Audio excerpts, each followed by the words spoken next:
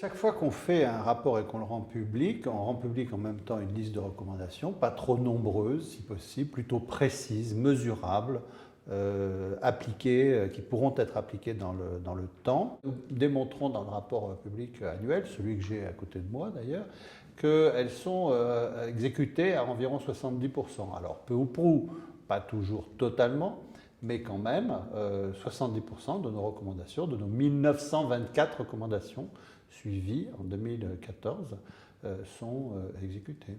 Et l'objectif est d'aider finalement les administrations à mieux se gérer et aussi de pouvoir peut-être montrer aux citoyens quels progrès sont faits dans la gestion publique. Qui va suivre en fait les recommandations au sein de la Cour des comptes une fois qu'elles ont été émises par la Cour? Elles sont suivies par chacune des chambres qui a formulé la recommandation. Chaque chambre délibère sur le suivi des recommandations annuelles et ensuite il y a une synthèse qui est faite pour la Cour des comptes. Donc c'est bien la même chambre qui va suivre effectivement les recommandations qu'elle a émises pendant 3 années. Le suivi des recommandations, ça fait l'objet d'un tome spécifique dans le rapport public annuel que j'ai ici, qui va présenter un état du suivi des recommandations globales des 3 dernières années, avec un chapitre qui est consacré, qui donne un état des lieux de la mise en œuvre des 1900 recommandations, par exemple, qu'a suivi la Cour en 2014. Et la Cour suit aussi les recommandations à travers ce qu'on appelle des contrôles de suivi, donc de nouvelles enquêtes. Elle revient sur des sujets qu'elle a déjà traités et qui vont être présentés dans le RPA, donc sous la forme d'insertion, donc de mini-contrôles de quelques pages, et qui vont être classés en 3 catégories avec un système de feu tricolore qui donne l'état de mise en œuvre. Donc on a tout d'abord vert, la Cour constate des progrès. Ce sont les cas où les organismes, les administrations ont mis en œuvre les recommandations qu'elles formulaient dans ces contrôles précédents. On a les insertions orange, la Cour insiste. Donc ce sont des cas où les recommandations ont été partiellement mises en œuvre ou sont en cours de mise en œuvre. Donc on constate le plus gros des insertions de suivi de l'an dernier. Et on a enfin les insertions rouges, donc la Cour alerte. Ce sont des cas où malheureusement les recommandations de la Cour n'ont pas été encore suivies d'effet.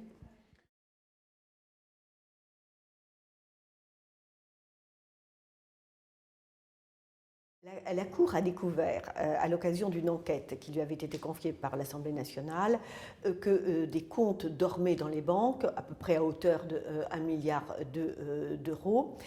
Ces comptes appartenaient à des personnes qui, pour beaucoup d'entre elles, étaient plus que centenaires, ce qui donnait d'ailleurs une proportion de centenaires très élevée dans la population française, beaucoup plus élevée que les statistiques.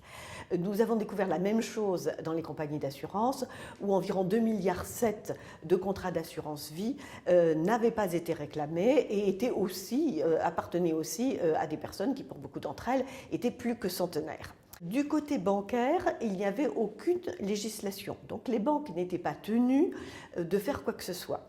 Donc nous avons demandé qu'une information soit automatiquement communiquée tous les ans aux détenteurs de comptes bancaires et surtout que les comptes qui n'avaient pas été mouvementés depuis un certain temps ne soient pas ponctionnés par des commissions excessives, qu'il y ait un plafond de commission.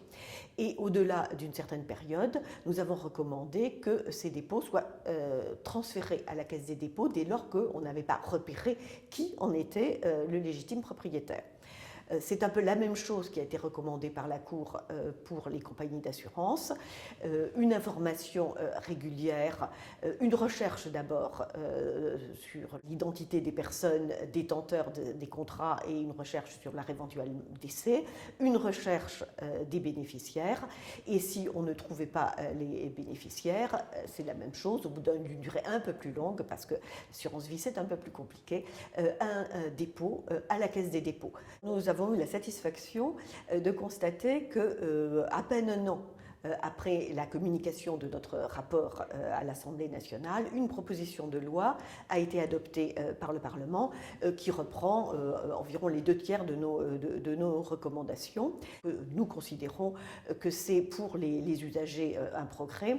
Il faut ajouter que l'outil de contrôle, l'institution de contrôle des banques et des assurances comme il y a désormais un texte, est autorisé à contrôler ce que font les banques et ce que font les compagnies d'assurance et a déjà imposé des pénalités non négligeables de plusieurs millions d'euros à des banques et à des compagnies d'assurance qui ne respectaient pas la législation. Les élèves des écoles normales supérieures ont un statut d'élèves fonctionnaires stagiaires.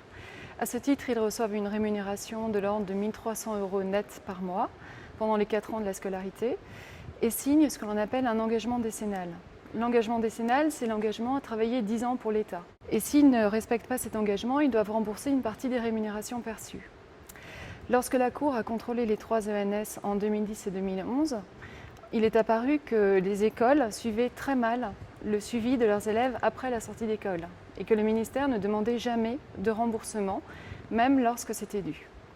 C'est pourquoi dans le rapport annuel de 2012, la Cour a recommandé d'une part que les écoles assurent un meilleur suivi des élèves après leur scolarité et d'autre part, elle a recommandé au ministère de confier aux écoles l'intégralité du suivi du respect de l'engagement décennal. Alors concrètement, les recommandations de la Cour ont été mises en œuvre par des nouveaux textes, des décrets de 2013 qui ont permis de réviser le statut des écoles normales supérieures et qui ont permis de revoir les conditions de réalisation de l'engagement décennal et de mieux les adapter au déroulement des carrières dans l'enseignement supérieur et la recherche, et par un texte de 2014 par lequel le ministère a confié aux écoles l'intégralité du suivi de l'engagement décennal. Un élève qui ne respecte pas son engagement décennal doit rembourser une partie des rémunérations versées avec un montant plafond de l'ordre de 60 000 €.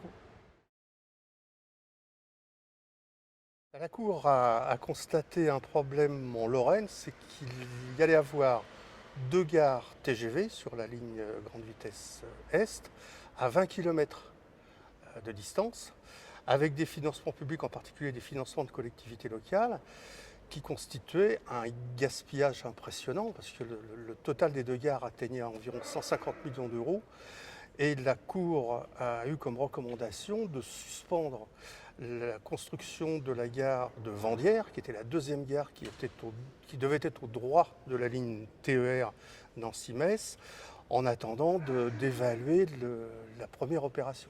La recommandation a été suivie des faits puisque les travaux ont été suspendus.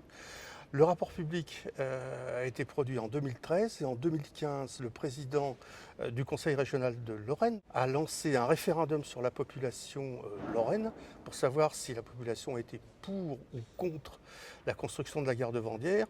Et une majorité des votants se sont prononcés contre la construction de la gare de Vendières. Donc le président a annoncé qu'il renonçait dans les médias à ce projet. On peut dire qu'indirectement, les contribuables, en particulier les contribuables lorrains, ont été influencés par le rapport public de la Cour des comptes 2013. La Cour des comptes a décidé en 2013 de regarder attentivement un produit très familier pour les Français, que sont les lunettes. Alors, ce qui a frappé la Cour en 2013, c'est 2 choses. C'est d'abord que le recours à Internet était extrêmement faible. Il était inférieur à 1% et inférieur à celui des principaux pays voisins. Et elle a constaté qu'une des grandes difficultés pour passer commande sur Internet, c'était la difficulté que nous avons à mesurer ce qu'on appelle donc l'écart pupillaire, l'écart entre les 2 pupilles, qui est indispensable quand vous passez commande sur Internet. Cette difficulté que nous avons à mesurer cet écart, la Cour a contribué à la résoudre en prévoyant que les ophtalmologues devraient dorénavant donc, mentionner cet écart dans leur ordonnance. Et le gouvernement a suivi cette recommandation en prévoyant donc dans ce qu'on appelle la loi consommation, la loi Hamon, donc que les ophtalmologues devaient désormais obligatoirement mentionner cet écart. Donc là, c'est vraiment un plus pour la vie quotidienne des Français qui achètent sur Internet. Alors, on le constate de manière globale. On constate qu'effectivement, maintenant, il y a une publicité accrue de grands réseaux à passer commande sur Internet. On a le sentiment qu'Internet est devenu un mode d'acquisition de lunettes qui n'est plus marginal, qui tend progressivement à s'installer dans le paysage de nos concitoyens.